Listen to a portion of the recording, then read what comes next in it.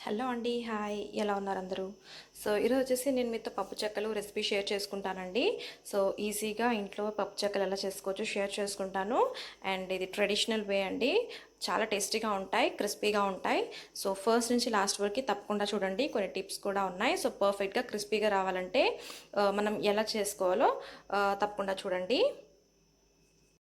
So first వచ్చేసి ఒక bowl తీసుకున్నానండి. నేను బీప్ పిండి తీసుకున్నాను, 2 కప్స్ బీప్ పిండి తీసుకున్నాను. అండ్ ఇది వచ్చేసి పల్లీలు అండి. పల్లీలు రఫ్గా గ్రైండ్ చేసుకోవాలి. సో టెక్స్చర్ బాగుంటుంది. తర్వాత వచ్చి శనగలండి, పుట్నాల పప్పు, సో సాయి పప్పు కూడా అంటారు. సో ఇది కూడా మనము గ్రైండ్ చేసుకోవాలండి, పౌడర్గా గ్రైండ్ చేసుకోవాలి. కొంచెం కచ్చపచ్చగా ఉంటే బాగుంటుంది.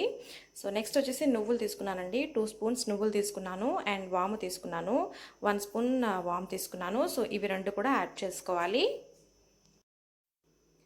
సో తర్వాత వచ్చేసి చిల్లీ పౌడర్ అండి. టేస్ట్కి తగ్గట్టు చిల్లీ పౌడర్ యాడ్ చేసుకోవాలి. తర్వాత సాల్ట్ యాడ్ చేసుకోండి, తగినంత సాల్ట్.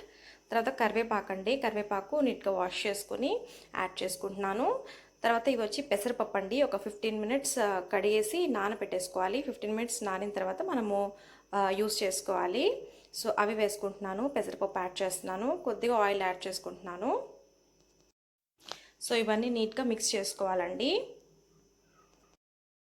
సో ఇదంతా ఒకసారి బాగా కలుపుకోవాలండి, అంతా మిక్స్ అయ్యేలాగా. సో దీనిలో చాలా పప్పులు కూడా యూస్ చేస్తున్నాము, చాలా హెల్దీ అండి. సో వాటర్ వచ్చేసి మనం గోరువెచ్చగా వాటర్ యాడ్ చేసుకోవాలి. గోరువెచ్చ వాటర్ చేసుకొని మనం కలుపుకుంటూ ఉండాలి. సో గోరువెచ్చగా చేసుకుంటే ఏంటంటే మనకి పగిలిపోకుండా వస్తాయి పప్పు చెక్కలు. సో చూసుకొని వాటర్ యాడ్ చేసుకుంటూ ఉండాలండి మధ్య మధ్యలో. గోరువెచ్చని వాటర్ యాడ్ చేసుకోండి, వామ్ వాటర్. సో డౌలా కలిపేసుకున్నాను నేను. సో మనం పప్పులు రఫ్గా గ్రైండ్ చేసుకొని వేసుకున్నాం కదా, పులుకు పులుకుగా కనిపిస్తూ ఉంటుంది, చాలా టేస్టీగా ఉంటుందండి.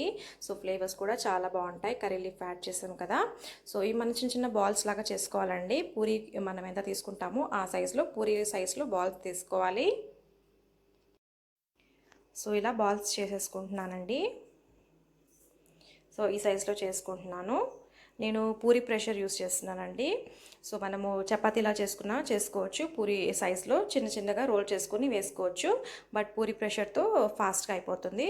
సో ఇలా పెట్టేసుకొని నేను కొద్దిగా ఆయిల్ అప్లై చేసుకొని ప్రెస్ చేసుకున్నాను. సో రెడీ అయిపోయింది.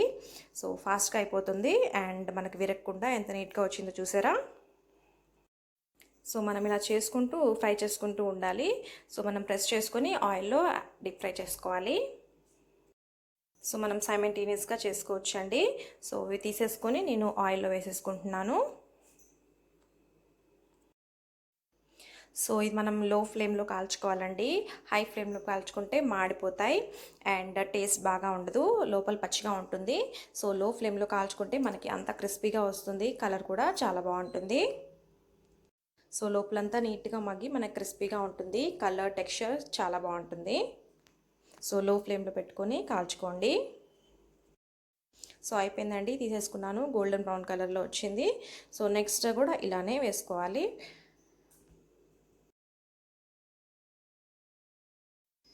సో ఇంకోటి కూడా నేను వేసేసుకున్నానండి. మనం సైమల్టేనియస్గా చేసుకుంటూ ఆయిల్లో ఫ్రై చేసుకోవచ్చు. సింగిల్గా చేసుకోండి. టూగా వేసుకుంటే మనకి అతుక్కుంటాయి, సరిగ్గా రావు. సో రెడీ అయిపోయాయి అన్నీ. ఇలానే చేసుకుని రెడీ చేసుకున్నానండి. సో చూసారా ఎంత బాగా మనకు కనిపిస్తున్నాయి పప్పులన్నీ పప్పు చెక్క పైన. సో పీనట్స్ కానీ రఫ్గా మనం వేసుకున్నాం కదా గ్రైండ్ చేసుకొని, సో అది కూడా బాగా కనిపిస్తుంది. సో చాలా టేస్టీగా ఉంటుంది. సో తప్పకుండా ట్రై చేయండి. మరిన్ని వీడియోస్ కోసం లైక్ చేయండి, షేర్ చేయండి, సబ్స్క్రైబ్ చేసుకోండి. Thank you for watching.